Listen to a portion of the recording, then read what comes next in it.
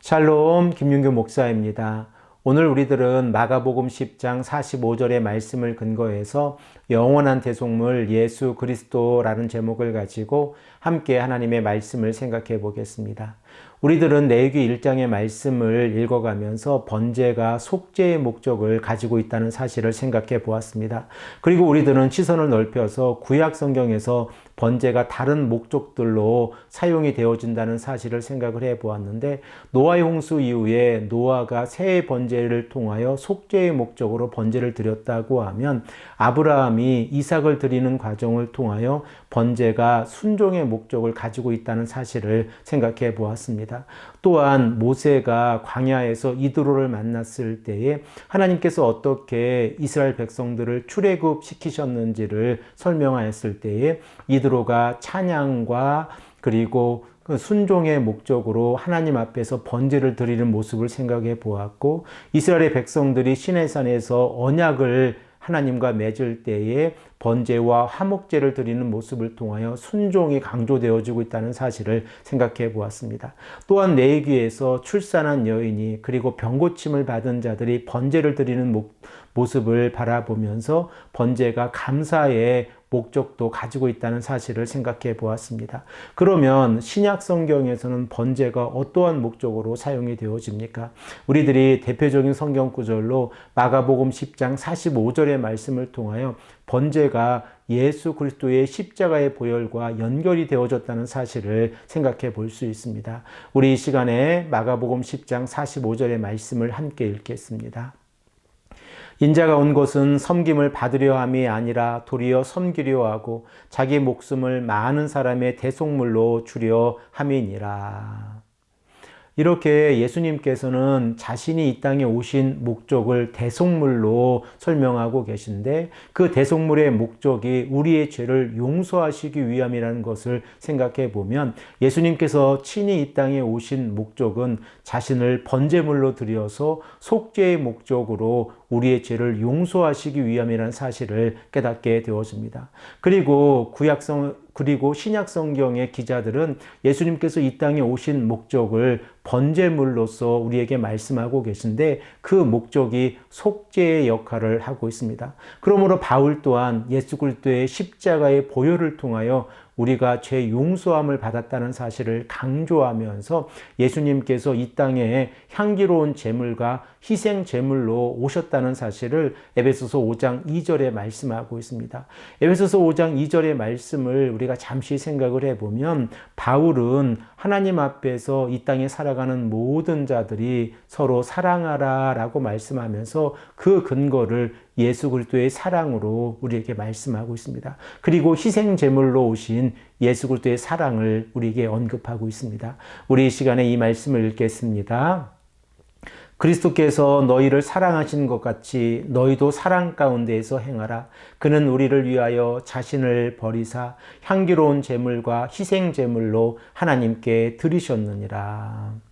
예수 그리스도께서 우리를 사랑하신 모습은 자신의 몸을 내어주심으로 우리의 죄를 용서해 주신 것입니다. 그러므로 예수님께서 우리에게 오신 목적을 통하여 우리는 속죄의 은혜를 깨닫게 되었습니다. 베드로 또한 예수 그리스도의 십자가의 보혈을 통하여 속죄의 이 목적을 강조하고 있습니다. 우리 이 시간에 베드로전서 1장 18절과 19절의 말씀을 읽겠습니다. 너희가 알거니와 너희 조상이 물려준 헛된 행실에서 대속함을 받는 것은 은이나 금같이 없어질 것으로 된 것이 아니요 오직 흠없고 점없는 어린 양 같은 그리스도의 보배로운 피로 된 것이니라. 그러므로 우리가 하나님 앞에서 그리스도의 보배로운 피를 통하여 대속함을 받았다는 사실을 생각해 보면, 예수님께서 자신을 십자가 위에 내어주신 사건을 통하여 우리가 속죄의 은혜를 경험하고 있다는 사실을 깨닫게 되어집니다. 히브리서 기자 또한 히브리서 10장 10절의 말씀을 통하여 이 뜻을 따라 예수 그리스도의 몸을 단번에 들이심으로 말미암아 우리가 거룩함을 얻었노라 라고 말씀하고 있습니다. 그러므로 예수님께서 자신의 몸을 대속물로 내어주신 것은 번제의 기능 가운데에서, 번제의 목적 가운데에서 속죄의 목적으로 우리에게 자신의 몸을 내어주셨다는 사실을 깨닫게 되어집니다.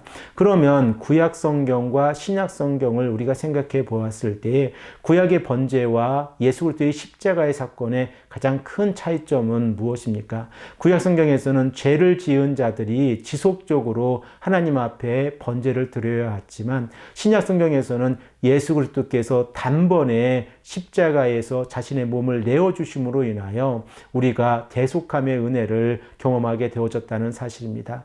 우리 이 시간에 히브리서 7장 27절의 말씀을 읽겠습니다.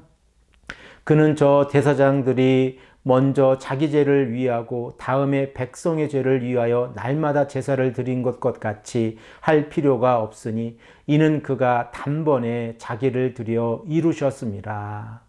그러므로 우리는 이제 더 이상 구약의 방식으로 번제를 드릴 필요가 없고 예수 그리스도의 십자가의 보혈을 믿음을 통하여 우리가 번제의 그 십자가의 은혜를 경험하게 되어집니다. 사랑하는 성도 여러분, 오늘 우리들은 신약 성경에서 번제가 어떻게 적용이 되어졌는지를 생각을 해 보았습니다. 그리고 예수 그리스도께서 이 땅에 대속물로 자신의 몸을 내어주심으로 인하여 우리가 죄 용서함을 받았다는 사실도 생각을 해 보았습니다.